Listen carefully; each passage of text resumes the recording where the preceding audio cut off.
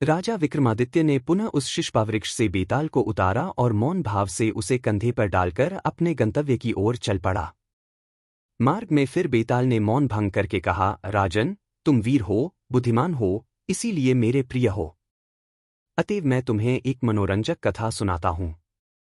इससे तुम्हारा ज्ञानवर्धन तो होगा ही, रास्ते के भय से भी तुम्हें मुक्ति मिलेगी। बेताल ने कथा आरंभ की।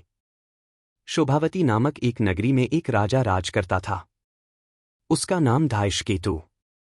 राज्य की उस राजधानी में देवी गौरी का एक उत्तम मंदिर था। मंदिर से दक्षिण में गौरी तीर्थ नाम का एक सरोवर था। वहां प्रतिवर्ष आषाढ़ शुक्ल चतुर्दशी को एक मेला लगता था।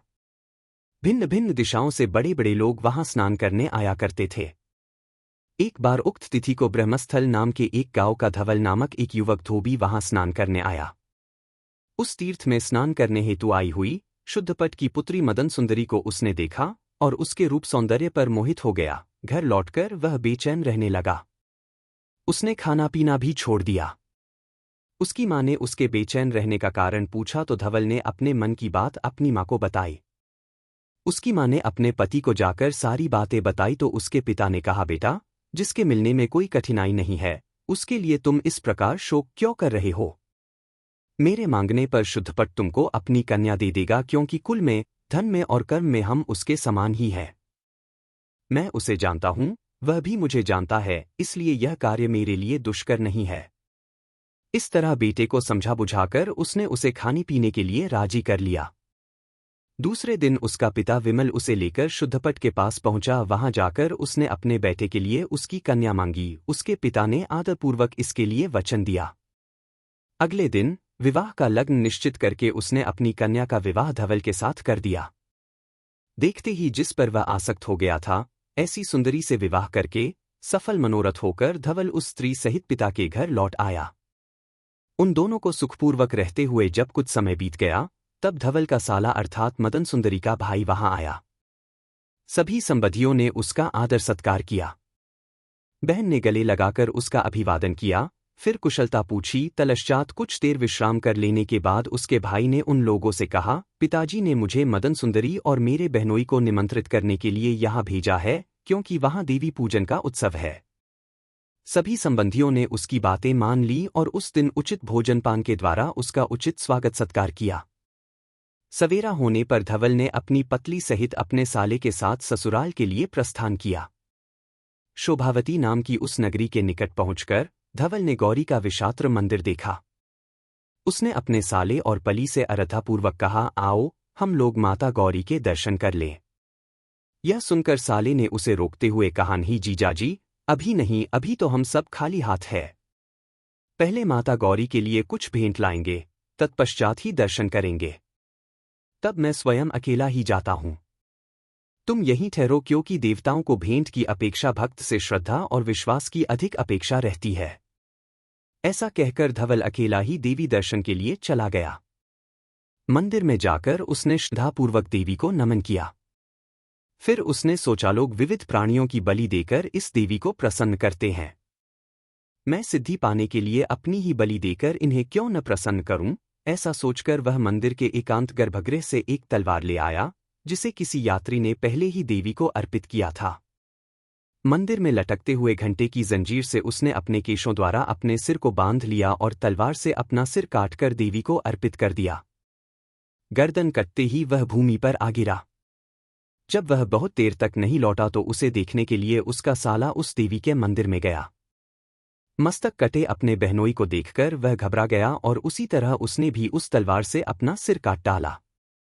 जब वह भी लौटकर नहीं आया, तब मदन सुंदरी का मन बहुत विकल हो गया और वह भी देवी के मंदिर में गई। अंदर जाकर जब उसने अपने पति और भाई का वह हाल देखा तो शोकाकुल हो वह भूमि पर गिर पड़ी और हाय, यह क्या हुआ?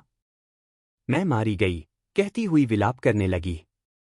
इस प्रकार अचानक ही उन दोनों की मृत्यु पर शोक करती हुई वह कुछ पल बाद उठ खड़ी हुई और सोचने लगी कि अब मुझे भी जीवित रहकर क्या करना है। तब शरीर त्याग के लिए उद्यत वह सती स्तुति करने लगी, हे देवी, तुम सौभाग्य और सतीत्व की अधिष्ठात्री हो। तुम अपने पति कामरिपु शिव के अर्ध शरीर में निवास करती हो। तुम संसार की सभी स्त्रियों की शरणदायिनी हो। तुम दुखों का नाश करने वाली हो। फिर तुमने मेरे पति और भाई को मुझसे क्यों छीन लिया? मैं तो सदा तुम्हारी ही भक्ति करती रही हूं। मेरे प्रति तुम्हारा यह कार्य उचित नहीं है। हे मां, मैं तुम्हारी शरण में आई हूं, अतः तुम मेरी प्रार्थना सुनो। दुर्भाग्य से लुटे हुए इस शरीर का अब मैं त्याग करती हूं। अगले जन्म में मैं जब भी जहां भी जन्म लूं, पति व भाई के रूप में मुझे ये ही दोनों प्राप्त हों। इस प्रकार स्तुतिपूर्वक देवी से निवेदन करके उसने उन्हें पुनः प्रणाम किया और तलाओं के द्वारा अशोक वृक्ष पर एक फंदा तैयार किया। फंदे को फैलाकर ज्यों ही उसने अपने गले में डाला, त्यों ही आकाशवाणी हुई, बेटी, ऐसा दुस्साहस मत करो। अल्पवयस्का होकर भी तुमने जो इतना साहस दिखलाया है, उससे मैं प्रसन्न हूं। फंदा हटा दो। तुम अपने पति और भाई के शरीरों पर उनके सिर जोड़ दो। मेरे वर से ये दोनों जीवित हो जाएंगे। यह सुनकर मदन सुंदरी प्रसन्नता से अधीर हो गई। उसने अपने गले से फंदा निकाल दिया और घबराहट में बिना विचारे उसने पति का सिर भाई के शरीर पर और भाई का सिर पति के धड़ पर जोड़ दिया। तब देवी के वरदान से वे दोनों जीवित उठ खड़े हुए। उनके शरीर में कहीं कटने फटने के निशान भी नहीं थे, लेकिन सिरों के बदल जाने से उनके शरीरों में संकरता आ गई थी। अनंतर उन दोनों ने एक दूसरे को अपनी अपनी कथा सुनाकर प्रसन्नता प्राप्त की। उन्होंने भगवती गौरी को प्रणाम किया और फिर तीनों अपने इष्ट स्थानों की ओर चल पड़े। राह में जाती हुई मदन सुंदरी ने देखा कि उसने उनके सिरों की अदलाबदली कर दी है। तब वह घबरा गई और समझ न सकी कि उसे क्या करना चाहिए। इतनी कथा सुनाकर बेताल ने राजा विक्रम से पूछा, राजन, अब तुम यह बतलाओ कि शरीरों के इस प्रकार मिल जाने पर उसका पति कौन हुआ? जानते हुए भी यदि तुम न बतलाओगे तो तुम पर पहले कहा हुआ शाप पड़ेगा। तब बेताल के इस प्रश्न का उत्तर विक्रमादित्य ने इस प्रकार दिया, है बेताल, उन दोनों में से जिस शरीर पर उसके पति का सिर था, वही उसका पति है। क्योंकि सिर ही अंगों में प्रधान है और उसी से मनुष्य की पहचान होती है। राजा के इस प्रकार सही उत्तर देने पर बेताल उसके कंधे से उतरकर चुपचाप चला गया। राजा भी अपनी उत्तर देने की भूल स्वीकार करते हुए पुनः उसे पाने के लिए शिशपावृक्ष की ओर चल पड़ा।